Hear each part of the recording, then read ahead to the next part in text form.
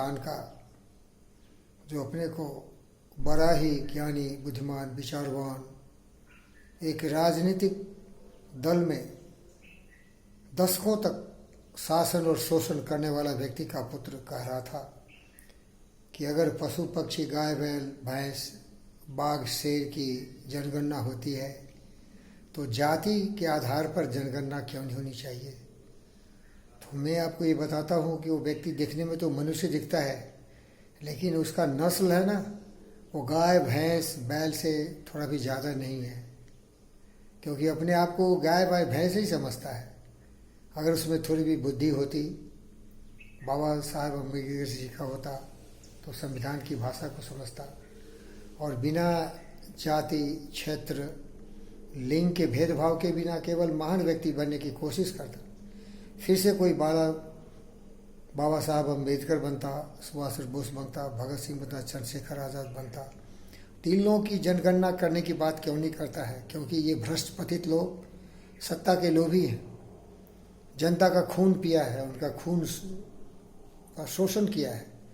जिस तरह बकरियों को काट के ये मांस खाया है, तरह तरह के अत्याचार दुराचार किया है, देश को गरीबी के रास्ते पर धकेल दिया है और खुद मालो माल बन गया है। तो अगर ये जाति के नाम पर देश को बांटेगा, धर्म के नाम पर क्षेत्र को बांटेगा, तो फिर से तो ये राजनीति में जो मूर्खों का शासन प्रजातंत्र है, उसमें इसका भविष्य दिखता है ना। तो जो ज्ञानवान, विचारवान, बुद्धिमान व्यक्ति है इस देश के, खासकर नरेंद्र भाई मोदी को मैं समझता हूँ कि थोड़ा सोचने वाला व्यक्ति है, तो इनके बहकावे में नहीं आए। और जो भी ये जाति के नाम पर, धर्म के नाम पर, मजहब के नाम पर, क्षेत्र के नाम पर, लिंग के नाम पर भेदभाव करता है, वो देश का दुश्मन है। ये बाबा साहब अम्बेडकर का सबसे बड़ा क्रिटिक है और सबसे बड़ा दुराचारी है, ये संविधान विरोधी है। हमारे देश में भारत माता की सभी संतान है, सभी समान है, सभी मनुष्य जाति के हैं। हमारा अगर कोई धर्म है, हमारा कोई जाति है, हमारा कोई मजहब है, तो है भारतीयता। हमारा अगर कोई भी कुछ है तो अपने देश से जुड़े हुए एक एक अंश से हम अंग हैं।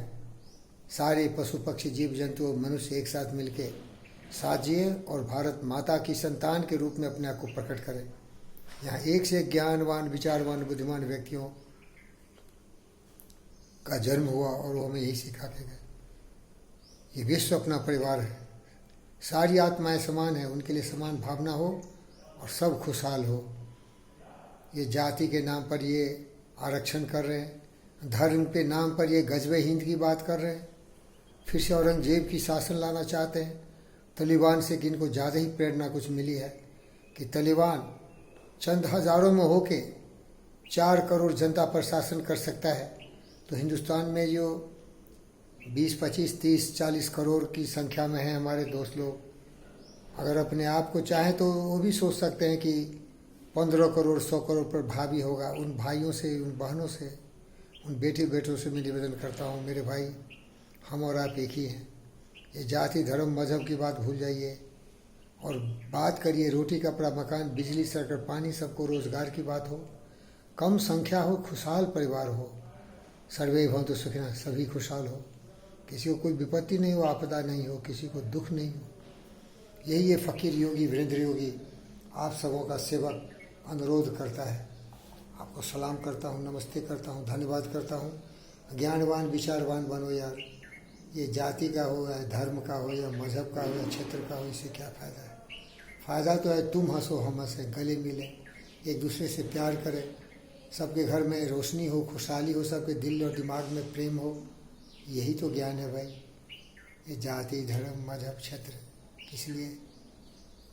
काम, क्रोध, मद, लोभ, मोह में व्यक्ति स्वार्थ की रथ यात्रा पर चढ़े हुए, कोई वंश के नाम पर, कोई जाति के नाम पर, कोई धर्म के नाम पर, और संविधान को बदनाम करने के लिए वोट खरीद के सत्ता माओगे और देश को बर्बाद कर दोगे। अरे दम है तो कोई सीवी रमन पैदा करो ना, सीवी रमन पैदा करो। तुम्हारे खानदान में कोई सीवी रमन बनाओ, रविन्द्रनाथ टैगोर बनाओ, सुभाष चंद्र बोस बनाओ, भगत सिंह बनाओ, चंद्रशेखर आज़ाद बनाओ, झांसी की रानी बनाओ, शिवाजी महाराज बनाओ, महाराणा प्रताप बनाओ। ऐसे कुछ महान व्यक्तियों को जन्म तो दो। वो नस्ल है, वही जाति है, वही धर्म है जिसकी परिभाषा ये महान पुरुष देके गए। बाकी कुछ ही नहीं, हमसे केवल मनुष्य हैं। कहाँ जन्म लिए, किस जाति में जन्म लिए, ये अज्ञानता का घनघोर अंधकार है। आगे उठो, धर्म की बात भी मत करो, कर्म की बात करो, कर्मवीर बनो, पुरुषोत्तम बनो, पवित्र विचार से लोगों को गले लगाओ, सबसे ज़्यादा खुद को प्यार करो, ज्ञानवान, विचारवान, बुद्धिमान व्यक्ति बना के सर्वशक्तिमान बनो, मानवता के कल्याण के लिए तपस्या करो। और वो है प्रेम का रास्ता, ज्ञान का रास्ता, मोक्ष का रास्ता, सारी मानवता के लिए। धन्यवाद।